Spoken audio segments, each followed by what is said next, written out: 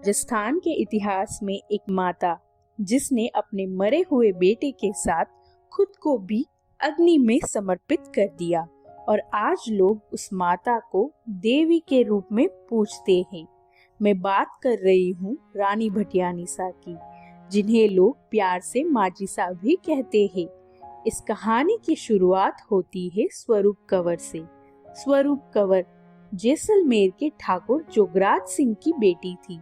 स्वरूप कंवर का विवाह जसोल के रावल कल्याण सिंह के साथ हुआ था। ये रावल कल्याण सिंह का दूसरा विवाह था।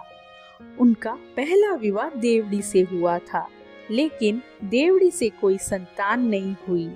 इसी कारण रावल कल्याण सिंह को स्वरूप कंवर से दूसरा विवाह करना पड़ा। यहीं से देवड़ी के मन में स्वरूप कंवर के प्रति ईर्ष्या पैदा हो गई थी। विवाह के कुछ समय बाद स्वरूप कंवर के एक पुत्र हुआ, जिसका नाम लाल बन्ना रखा गया। लेकिन कुछ समय बाद देवड़ी के भी पुत्र हुआ। स्वरूप का पुत्र लाल बन्ना देवड़ी के पुत्र से बड़ा था और इसी कारण वो राजा बनने वाला था।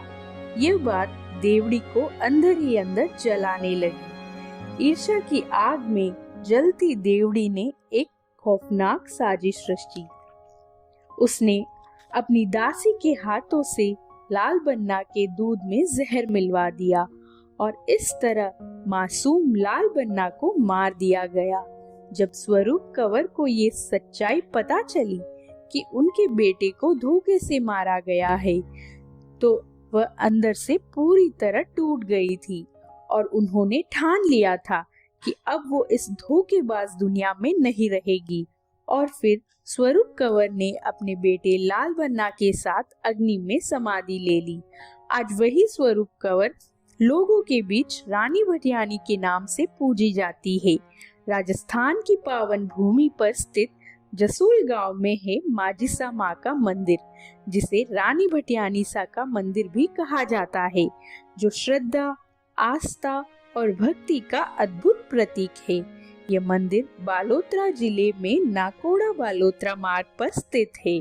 देवी माँ रानी भटियानी को समर्पित है ये मंदिर। माना जाता है कि माँ माजीसा हर उस भक्त की मनोकामना पूरा करते हैं जो सच्चे दिल से यहाँ दर्शन करने आते हैं।